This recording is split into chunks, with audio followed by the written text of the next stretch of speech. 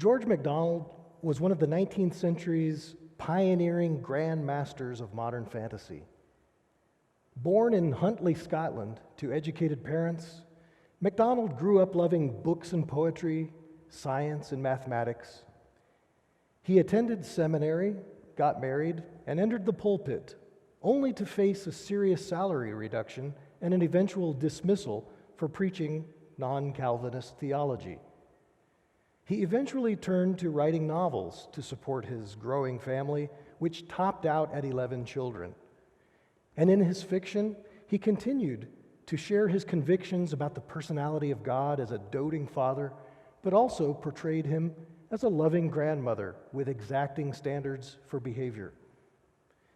In the late 1860s, the MacDonald family reached out to the poor around London, inviting them to their home, where they staged John Bunyan pageants and Shakespearean dramas with their own costuming and sets.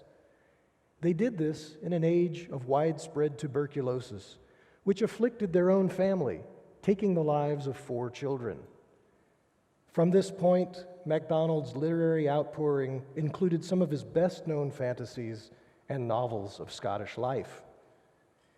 He knew personally the artist and critic John Ruskin, was on good terms with Lewis Carroll, lived in the same house that later was sold to William Morris, another pioneer of modern fantasy.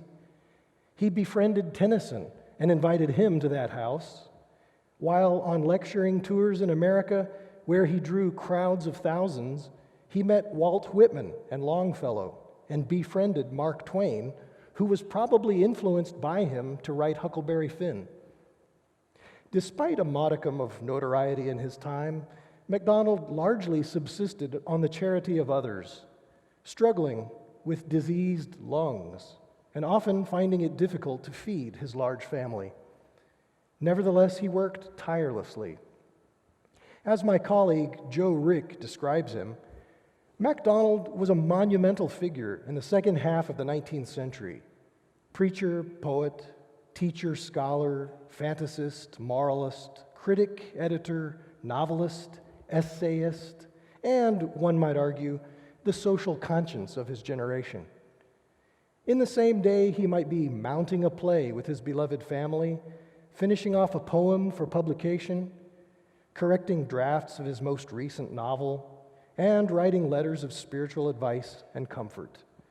And the next day, he might very well be lecturing on Shakespeare to a full concert hall.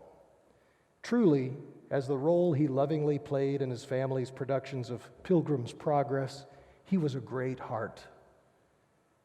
Concerning his theology, MacDonald has been called a universalist, but he was certainly not soft on sin. As C.S. Lewis has noted, MacDonald preaches the urgency of obedience in all his writings, whether in his volumes of unspoken sermons or throughout his novels and fairy stories.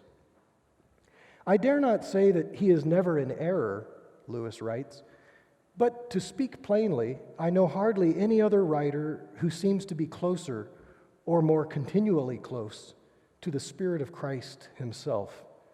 Hence, his Christ-like union of tenderness and severity. Nowhere outside the New Testament have I found terror and comfort so intertwined, so says Lewis. I know of at least 2 studies that assert George MacDonald was a mystic, one who learns theology by direct exposure of the soul to the Spirit of God, not through orthodoxy learned at a seminary. MacDonald did attend a seminary, but found that he could not abide the Calvinist doctrines about the election of certain souls only to be redeemed. In a letter to one of his readers, he warned against the danger of worshiping the letter instead of living in the Spirit, of being idolaters of the Bible instead of disciples of Jesus. He continues, saying that one must pursue the truth that is in Jesus and not in Calvin or Luther or St. Paul or St. John, save as they got it, the truth, from him, from whom every simple heart may have it and can alone get it. You cannot have such proof of the existence of God or the truth of the gospel story as you have of a chemical experiment. But the man who will order his way by the word of the Master shall partake of his peace. Elsewhere, MacDonald writes that God also inspired, at least in some sense, the works of Shakespeare. He was a great student of Shakespeare, taking copious notes on the play text of Hamlet, eventually producing his own edition of that famous tragedy. It is well known that George MacDonald was a major influence on C.S. Lewis, whom Lewis regarded as his master, his spiritual mentor. In Lewis's novel, The Great Divorce, he portrays MacDonald as his guide through purgatory, much in the same way that Dante portrays the Roman poet Virgil as his guide through hell. In these encounters in this novel, MacDonald explains to C.S. Lewis the nature of hell as indeed a state of mind, one that is shut in on itself, whereas heaven is reality itself, more than the human mind can contain. Lewis relates that it was during his period of atheism and his young adulthood that he came across the novel entitled Phantastes by George MacDonald. And the effect of this book was to baptize his young imagination, not really training his intellect, but teaching him the nature of goodness and helping him to step back from the ironic posture of skepticism that he had adopted, an attitude that had really pervaded that generation. Lewis had kind of become ashamed of the imagination. And this book helps him return to it and see it as a necessary part of one's growth. In that book, the young protagonist Anodos enters the realm of fairy through a roll-top secretary desk. There, he learns the holy purposes that romance and desire can lead to, whether inspired by poetry or by the natural passions. And as I said, this helped Lewis to come back to imagination and to, in some way, sort of reconcile it to the intellect as a necessary part of his growth. MacDonald was one of the rarest types of writers in the modern era, for he had the capacity to compose myths, a type of profound fairy story that influences subconsciously, even for the author in the act of crafting it, making it a vastly different literary genre from the allegory, which has a direct moral lesson imposed by the author. Lewis writes, "Most myths were made in prehistoric times, and I suppose not consciously made by individuals at all. But every now and then there occurs in the modern world a genius, a Kafka or a Novalis, who can make such a story. MacDonald is the greatest genius of this kind whom I know."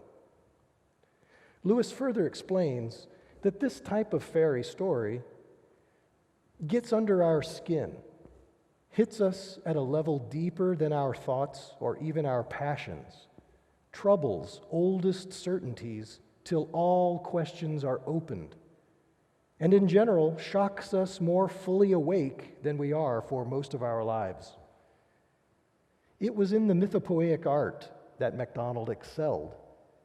The great works are Phantastes, The Princess and the Goblin, The Princess and Curdie, The Golden Key, The Wise Woman, and Lilith. Of The Princess and the Goblin, G.K. Chesterton wrote that it made a difference to my whole existence in showing how near both the best and the worst things are to us from the first, and making all the ordinary staircases and doors and windows into magical things. Along with its sequel, The Princess and the Goblin was a book C.S. Lewis reread throughout his life and recommended to others for spiritual nourishment. The evocative castle and cavern settings, the intrigues of the goblins, and the staircase as a magic portal by which Irene visits her great-great-grandmother are all elements that influenced writers of Lewis and Tolkien's generation. This lovely but ancient queen is a remarkable character in that she is not the typical fairy godmother who grants wishes and waves a wand, but rather is a weaver who works diligently behind the scenes for the good of her charges, who can only visit at her call when she equips them for further growth and work. The well-meaning skepticism of Irene's nurse, Lootie, is a barrier to knowing this godlike grandmother, suggesting that childlike imagination is necessary for receiving truth and then for putting it into practice. I am delighted that Professor Wallace has chosen this text as the basis for a dramatic production here on our JBU campus. I hope it will encourage us all to read more of MacDonald's other great fantasies, novels, and sermons, but most of all, point us in the direction of God's loving care for all of us.